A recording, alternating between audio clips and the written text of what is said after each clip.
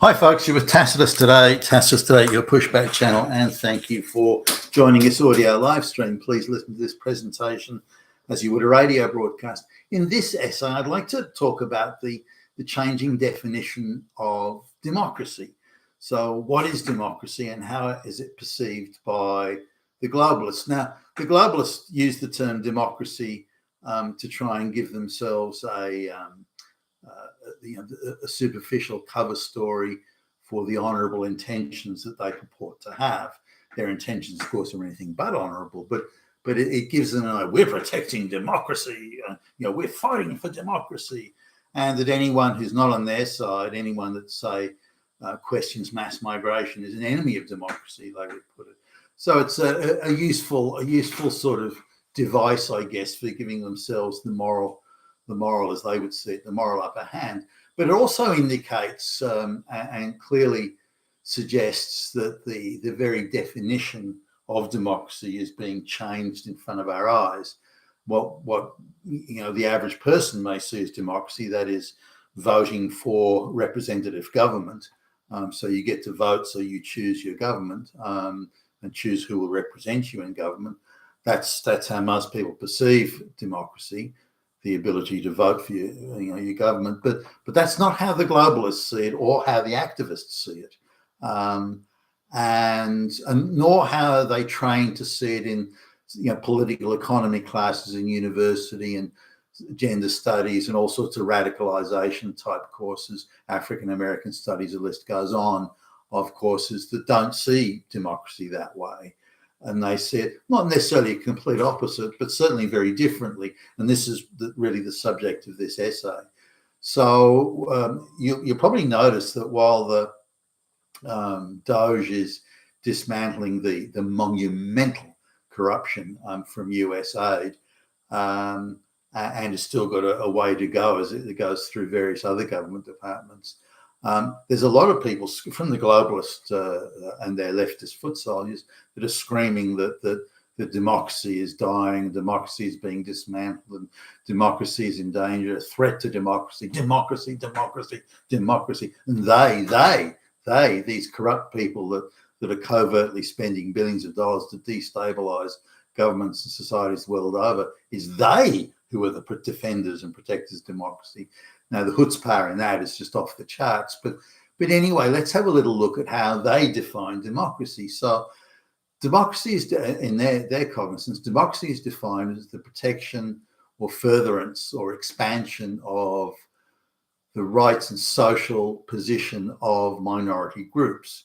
And so if you're elevating the status of trans people, for example, then you are furthering, you are acting democratically, you are defending and protecting and furthering democracy if you support the rights and the demands and the agitations of trans people. So now others may say, well, hold on, that's not democracy. Well, what's that going to do with voting in the ballot box and so on?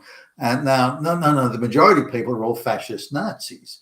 So if we leave the issue of trans rights to the population, who are all fascist Nazis, if we leave them to that, then they won't get more rights. And because they don't get more rights, then that means they don't have enough democratic participation.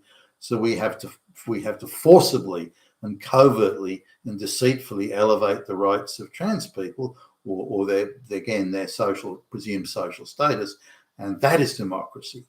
So going around and looking at the rights of the minority, the supposed rights of minorities or lack of rights, as they would argue, and furthering those rights through any means, be they deceitful, treacherous, covert, corrupt, it doesn't matter, any means necessary to achieve that, then you are protecting democracy in some way. But again, you come back, well, how is that? I mean, the people aren't voting for that. The people aren't choosing that. So how can that be democratic? Well, it just is, because only the morally superior people should really have the right to vote. The hoi polloi and the working class and all they shouldn't really have the right to vote. There should be a small elite group of correct-minded people and only they should have the vote, and we should decide who's allowed to vote. So anyone, for example, who's a straight white male Christian should not be allowed to vote. And that, my friends, is neo-democracy. So this is the thing now. So now that there's a lot of media outlets, ones who are losing their funding that they were treacherously and deceitfully receiving, there and thus having a huge conflict of interest. You know, they're being paid directly and indirectly millions of dollars every year by the globalist cabal, whether they use US taxpayer dollars or British taxpayer dollars. It's irrelevant. It's all part of the globalist cabal coffers these days, and so they're getting paid there. So it's a huge conflict of interest, and of course they're whinging and moaning about democracy is dying. How is it dying? Well, they can't say. They say, well, it's an attack on trans rights. Any attack on it, which is not an attack, it's just withdrawal of funding, but any attack on trans rights or withdrawal of funding from trans people or anything that may in any way inconvenience trans activism is they are arguing an attack on democracy. Of course, it's not.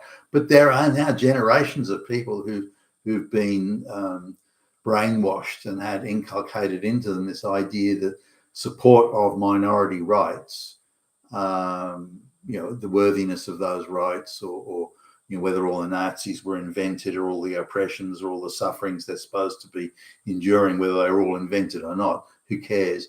But it's the furtherance of trans rights or furthering of climate change activism. That's what democracy is. Activism, agitation, street level activism, placard waving, that is democracy. And so the whole concept of democracy has been horribly perverted. Now, at the same time, the formal democracy that we would many of us thought did exist, it did actually exist for a while. That's being demeaned and subverted on the other side by deliberately putting brain-dead hack stooge morons into the political process.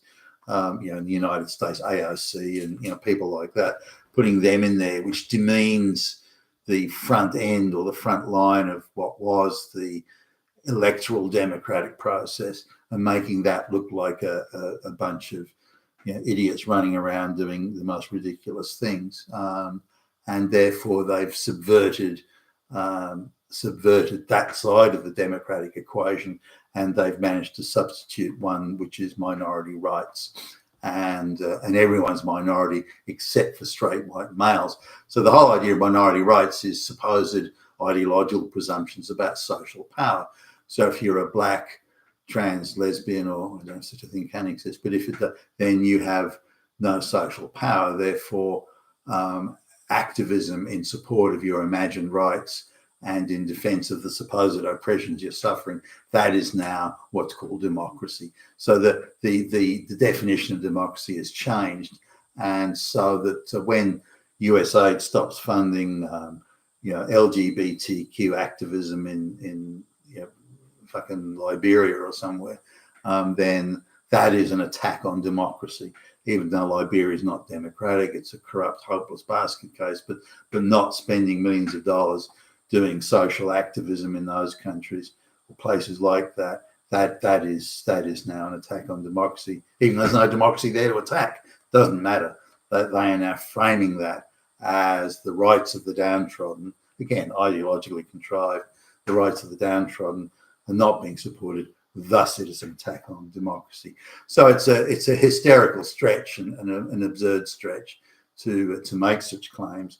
And hopefully the Trump team and the media outlets that are not controlled by the globalists will jump all over that and point it out for the insanity that it is, and also to the threat that it does pose to real democracy, which we need to reinstitute. Remember, the same people that say democracy is under threat are the same people that rigged the 2020 election and rig elections all around the world.